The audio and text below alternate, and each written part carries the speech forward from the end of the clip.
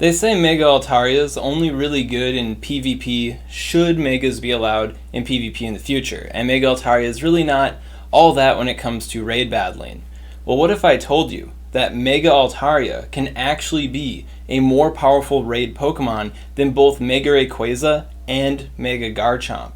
In this video, I'm going to let you guys know the secret hidden advantage of Mega Altaria when it comes to raids. Right now, it sounds like it's a little bit of a raid joke, but after this, you'll learn how Mega Altaria can be a raid master. By the way, if you are curious about Mega Altaria's potential in PvP and more details about Altaria and Mega Altaria IV spreads in general when it comes to PvP, I do cover that in my other Mega Altaria analysis there. So if you want more details on Altaria and Mega Altaria in general, make sure to check out that video.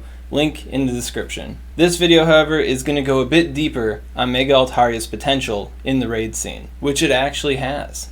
I actually got the idea for this topic from Raven8's article, the top Mega Evolutions, the role of supportive Mega Evolutions in raids article on GamePress, also linked in the description. And in this article, Raven8 talks about how Mega Altaria surviving longer than Mega Rayqauza in some Dragon-type raids, giving that mega bonus to other Dragon-type Pokemon for a longer period of time, can enable it to have a higher DPS, higher TDO than the Mega Rayqauza, by virtue of boosting its allies for a longer period of time. What Raven8 found was against the Reshiram raid boss, at about 3 trainers, Mega Altaria does begin to overtake the Mega Rayqauza by virtue of boosting its allies longer. Now, while it would be fine to just show you guys this graph and say, yeah, this is totally how it is, I don't think that would really be very honest, because it is Raven8's work. I didn't work on this project with him, so I wanted to further validate this information by doing my own spin on it.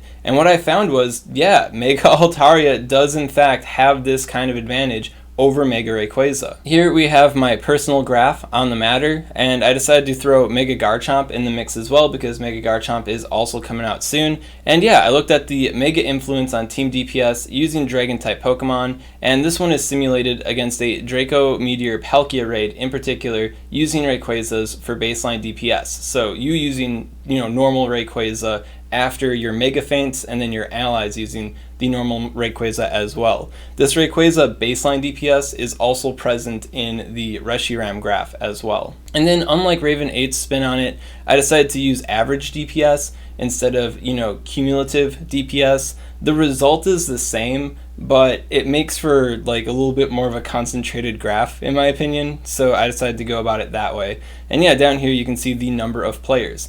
And in this particular situation, you can see that Mega Altaria begins to overtake the Mega Rayqauza DPS at about 5 to 6 trainers. So why is my graph telling us 5 to 6 trainers, where Raven8's graph was telling us 3 to 4 trainers? Well, it really comes down to the survival time of the Altaria versus the Rayquaza. Different raid bosses will KO you at different rates, and as a result, the wider that gap is between these two Pokemon, the less trainers you're going to need. But the more narrow that survival time gap is, well then the more trainers you're going to need for Mega Altaria to outdo the Mega Rayquaza here. Now, if you're wondering why Mega Garchomp isn't sloping as much as the other two are, the baseline Rayquaza DPS is actually pretty similar to Mega Garchomp's DPS. Which is interesting. Like, obviously, at the beginning, you're going to have higher DPS with this guy because he's, bigger, and then he's boosting the allies. But it smooths out a lot quicker than the other ones do because the difference between Mega Garchomp and normal Rayquaza isn't that dramatic. So, I don't know, I thought that was kind of goofy. Another thing to consider when it comes to the Mega Altaria advantage here is Mega Altaria is also a Fairy-type Pokemon. So, Mega Rayquaza is going to give the Mega bonus to Fairy-type Pokemon, but it's not going to give the Mega same type attack bonus to the Fairy-type Pokemon. So if there are many Fairy-type Pokemon present in the raid from your allies, well then Mega Altaria is going to get that advantage much sooner. I did do some simulations using just Gardevoirs in neutral weather, and yeah, the Mega Altaria was then overcoming the Rayquaza at about 3 to 4 trainers instead of about 5 to 6 trainers. So it can make a pretty big difference what Pokemon your allies are bringing. However, to add to this, if your allies are using low quality Pokemon, not level 40 Gardevoirs Gardevoir, not level 40 Rayquazas, well, then it is a little bit harder for Mega Altaria to get this advantage, because the boost that you're giving them to a longer time, it's not going to be as dramatic as boosting a already big Pokemon. And under those circumstances, I just used like kind of like a general 20 baseline DPS instead of like a really good baseline DPS. I found that it took Mega Altaria about 8 trainers in order to meet the Mega Rayquauza. However, I didn't consider the fairy type factor in that one as well, so if the low quality trainers are using fairy type Pokemon more so than the dragon type Pokemon, well then that could help narrow things back to the roughly 6 trainers. But basically, if you're with a bunch of randos and you don't really know what the randos have, you might want to have at least like 7 to 8 randos for Mega Altaria to have an advantage over the Mega Rayquauza here. So I know this whole advantage situation may sound a little bit goofy to a lot of you guys, because you're like, man, we beat these raid bosses so quickly, you know, and we don't know what our allies are bringing, so I may as well bring my most powerful possible Pokemon ever to that raid if it's an uncertain situation. But what we're finding here is that if you have a lot of trainers that you don't really know and you want to make sure you've got that advantage so you guys have enough DPS in order to secure the raid boss there, it looks like Mega Altaria is definitely going to be it in those larger groups. And then as far as the survival time goes, as long as the total raid time is at or greater than the amount of time that Mega Altaria survives for, Mega Altaria should be getting that advantage over the Mega Rayquauza. So like as long as the raid goes on for more than 30 seconds, you will be getting that advantage with the Mega Altaria. And then to add to that, I'm not an expert on Mega Evolution. I still haven't done a Mega Raid myself yet.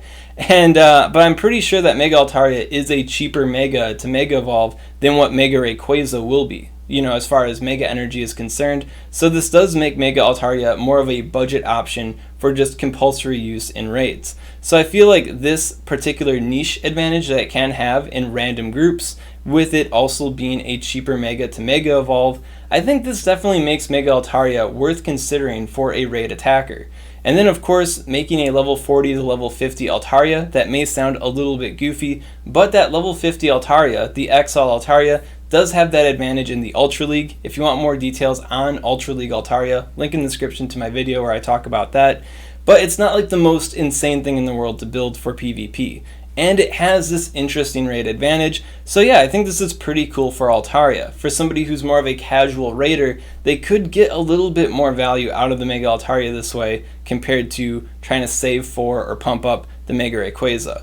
And then also, to add to this, we do have the Mega Altaria now. We don't have this guy yet. I don't know when we're going to get this guy. So for the time being, Mega Altaria is looking pretty premier here. Now, of course, there is another dimension to this that you may want to consider, and that is that we are fighting a Dragon-type raid boss using Dragon-type attacks. That is like the ideal situation to be using this Pokemon here when you're getting those resistances in. Well, doesn't Mega Gardevoir get those same resistances? And doesn't Mega Gardevoir have like a crazy fat attack stat? Yeah, it does. So I updated the graph to include Mega Gardevoir here. I don't know when we're going to get Mega Gardevoir, but Mega Gardevoir is a pretty big force.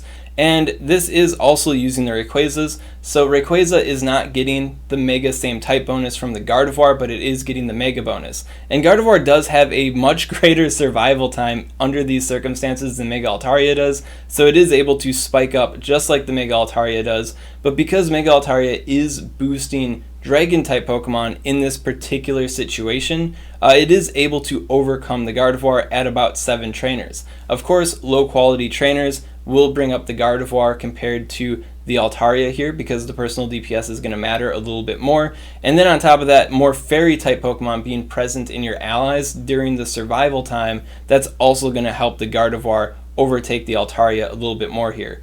But as you can see here, if there are more Dragon types present, then the Mega Altaria is going to be able to overcome the Mega Gardevoir, when Mega Gardevoir comes out, of course. And then I guess a final dimension to this is that if it's cloudy outside, then it's going to be it's going to be even harder for this guy to compete with the Gardevoir here. So that is also something to consider. And if you guys are curious about like Mega Latios, Mega Latios, Mega Salamence, I looked at their like numbers, their base numbers. I didn't do like the full simulations for them, and just given how the formula works for this, I can tell you just flat out that they're not going to be any more impressive than what Rayquauza and Garchomp look like. They're good, they have their own unique resistances, but it would be kind of redundant to include them on this. Like, if you wanted to see every single dragon, I could include them, but it really wouldn't tell us anything new. They wouldn't really be doing anything super unique here. So there you have it, Mega Altaria's advantage. It is pretty interesting, because at first we all thought that Mega Altaria was going to be a raid 0, but it looks like Mega Altaria can be a bit of a raid hero. Now, of course, once Mega Rayqauza comes out and Mega Gardevoir comes out, things are going to be a little bit more shaky for the Mega Altaria, especially once Mega Gardevoir comes out, because it's getting that resistance advantage, of course. But it looks like Mega Altaria, for the time being, is a really solid raid attacker, really supportive for raids, and could help you out immensely in those random groups of people where you're just not sure what people are bringing, but you want to make sure that you guys can at least beat this raid boss here. And if you do have a group of like 10 people, even if you do have the big DPS, the big personal DPS, if Mega Altaria can help you guys beat that raid even quicker, well, then you can get some more bonus balls there, which can help your ability to catch the raid boss. So I do feel like there are some pretty solid advantages to the Mega Altaria in raids. Now, of course, if you are a Stardust starved type of person and you're really not interested in using Altaria in the Ultra League to begin with, so you're not really interested in maxing out an Altaria at a baseline, then this might not be the best Stardust investment for you. You may want to use your Stardust in better PvP resources and, let what you currently have work out for you when it comes to raids. That's perfectly a-okay. But if you are kind of like, a Stardust god a little bit, you got more than like 1 million Stardust in the bank here, I think Mega Altaria is definitely worth considering. I don't know. Let me know what you guys think about this whole interesting situation in the comments below. And if you got any questions on this content, also comment below, let me know what's up, and I'll be happy to help you out. And once again, if you want to check out Raven8's article, which covers more than just Dragon-type Pokemon, it goes over all sorts of different raid bosses with this particular type of advantage. Link in the description to that so you can check it out. At any rate, thank you for watching. If you enjoyed this content, you want to see more like it, make sure to subscribe to SwagTips.